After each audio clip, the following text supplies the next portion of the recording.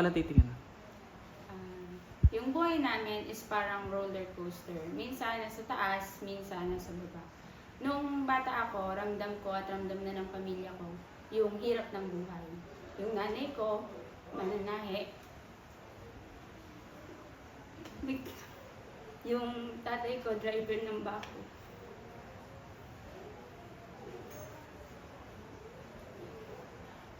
And then, hindi sapat yung saktuhan lang yung sinusweldo nila. And minsan, kinukulang. Minsan, kailangan namin mangutang. Hindi dahil gusto namin, kundi dahil kailangan. And then,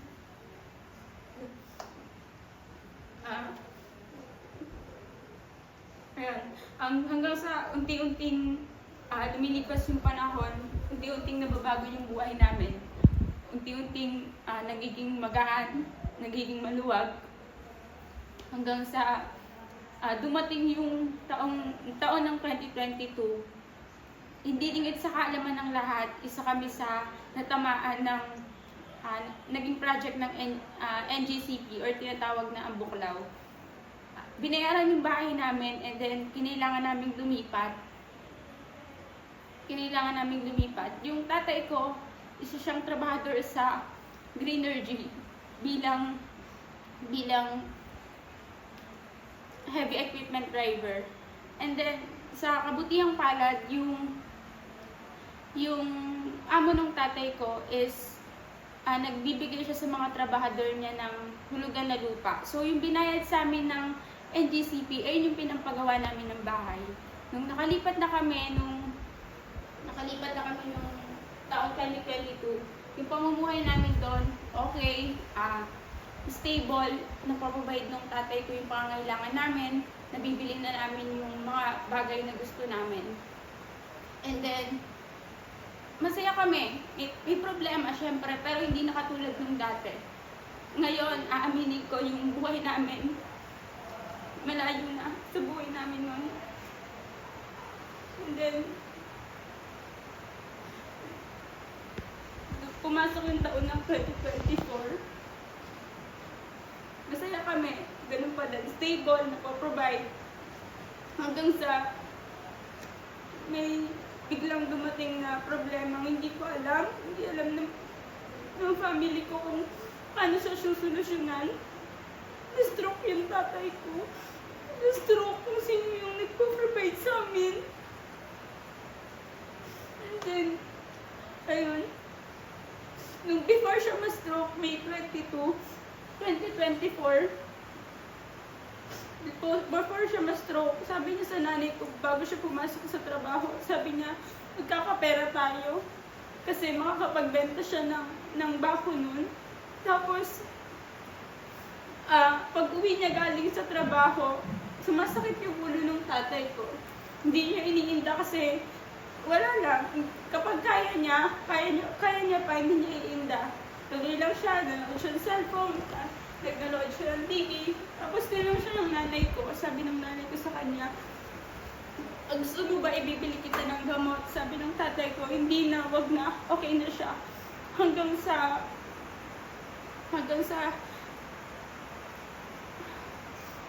nung gabi na yon, yung araw din na yon, May 22, nakita siya nung nanay ko na iba na, hindi na makapagsalita, nahihirapan siya. Tapos, ginising ko yung kuya ko. Sabi niya sa kuya ko, yung tatay mo, iba na, sugod na natin sa ospital. Tapos, yung tatay ko that time, nakabangon pa siya, nakapag-CR, and then nakapag-bihis pa siya ng damit niya. Pero yung kaliwang katawan niya, bagsak na. Tapos, yung una, dinala siya sa ospital, malapit sa amin, sa Pulilan. Hindi pa nakakapasok doon. Sabi sa kanya, 20,000 ata ang isang araw. So, hindi namin kaya. Umalis kami doon kasi wala naman kaming ganun mahalaking pera. And then, dinala siya sa Malolos. Tumawag sa amin yung nanay ko. Nandun kasi ako sa kapatid ko noon. Tumawag siya, sabi niya, yung tatay mo na ospital na stroke and kailangang operahan sa ulo kasi nga may namuong dugo. And then, nung pumunta kami agad dun sa ospital, and dahil nga kinakailangan siyang operahan sa ulo kasi may namuong dugo, dinala siya sa Pampanga, sa JBL dun sa ospital. Sinugod siya doon, dinala sa emergency room, and then hanggang sa nalipat sa ICU. Doon sa ICU, hindi na namin siya makita kasi bawal nang pumasok doon. Tapos, may isang beses na tinawag ng doktor yung nanay ko, sabi humihina daw yung oxygen ng tatay ko and nahihirapang huminga. Sabi nung nanay ko, pwede maglakasan na lang, ito na lang yung oxygen. Tapos, pinipilit kaming patubuhan, pero ayaw namin kasi mas lalo siyang mahihirapan. Tapos, lumipas yung araw, naging okay yung tatay ko, hanggang sa ginising na naman kami nung doktor ng alauna, ng madaling araw. Sabi sa amin, hindi na kaya, humihina na yung oxygen talaga. Tapos, nahihirapang huminga. Pagbalik sa akin ng nanay ko, sabi sa akin yung tatay mo, nahihirapang huminga. Humihina daw yung oxygen. That time, hindi ko alam kung ano bang gagawin ko, kung may magagawa ba ako. Nagdasal ako, hindi ako. Nagdasal ako. Sabi ko sa kanya, sinisi ko siya. Sabi ko kay Lord, bakit? Bakit kung kailan kailangan ka namin? Bakit hindi mo dinidinig yung mga dasal ko? Kaya ako siya nasisi that time kasi natatakot akong mawalan ng tatay. Sinisisi ko siya paulit-ulit. Sabi ko sa kanya, bakit kung kailan kailangan ka namin? Hindi mo kami dinidinig. Hindi mo kami pinapakinggan. Natatakot ako that time kasi nga, paano kung mawala siya? Wala nang magpo-provide sa amin. Kung sino pa yung nagpo-provide sa amin, kung sino pa yung nagkakapagbigay sa amin, ayun pa yung nagkasakit. And then hanggang sa naging okay siya, walang nagtatrabaho sa amin, nakauwi kami. Yung ate ko, yun lang yung nag-provide sa amin ngayon. Sobrang laking tulong ng ate ko sa amin. Kahit na may pamilya siya, nagawa niya pa rin tumulong, nagawa niya pa rin mag-provide sa amin, 5 kami. Kahit may sarili siyang pamilya, hindi niya kami pinabayaan. Hanggang ngayon, hindi namin alam kung hanggang saan kami. Pero kung loloobin,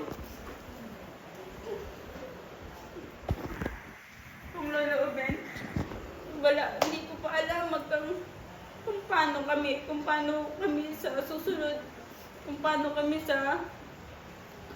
kapag wala na kaming makukunan, wala nang magpo-provide.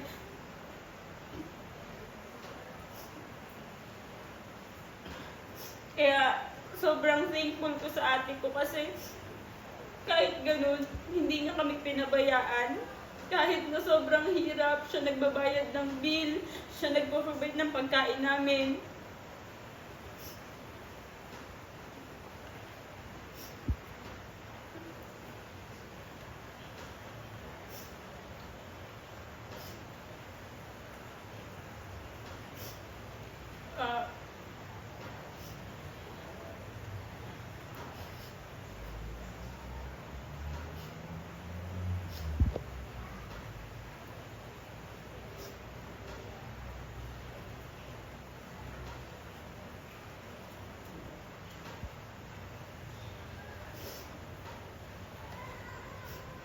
Ngayon, wala pa din kami, hindi ko pa nakukuha kung hindi pa kami nakakapunta dun sa buhay na gusto namin.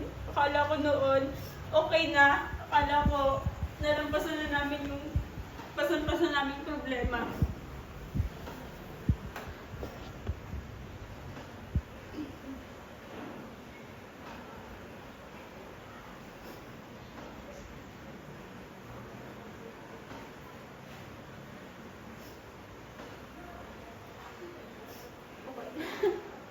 Ano na lang, tawag dito, what's keeping you positive sa lahat ng nangyari?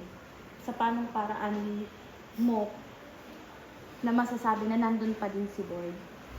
Na mag-i-inspire sa ibang tao na yung journey mo hanggang ngayon hindi pa natatapos. Pero paano mo masasabi na hindi ka pinababayaan ni Lord at alam mo na after that, may magandang mangyayari sa buhay mo, sa future. One time pala, sabi ko sa kanya, pagalingin mo yung tatay ko, babalik ulit ako sa'yo. Kasi that time, nawala talaga ako sa kanya nung lumipat kami doon. Hindi na ako nakakapagsimba, hindi ko na siya nakakausap, nawalan ako ng communication sa kanya. Sabi ko that time sa kanya, nagdadasal ako, sabi ko, babalik ako sa'yo. Babalik ko sa'yo, pagalingin mo lang yung tatay ko. Ngayon, masasabi ko na, okay, totoo ka, nandiyan ka. Kasi kahit na may problema pa din tumadaan sa amin, hindi kami nawalan ng pag-asa, hindi kami nagugutom, hindi kami pinapabayaan.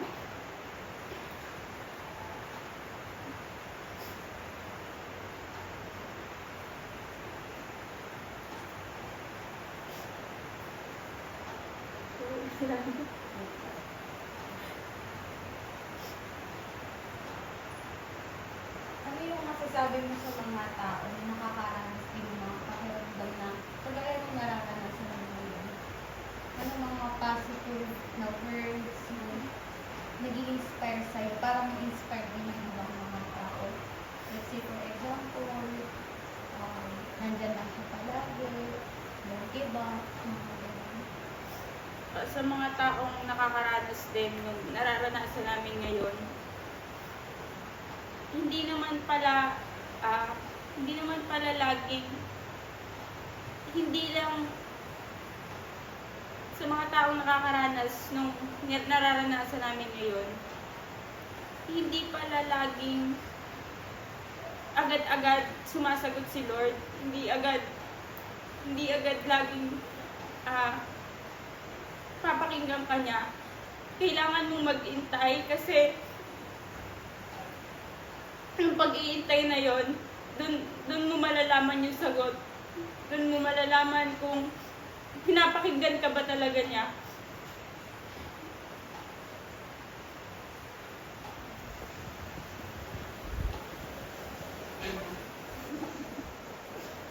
Ay na? Thank you. Congrats!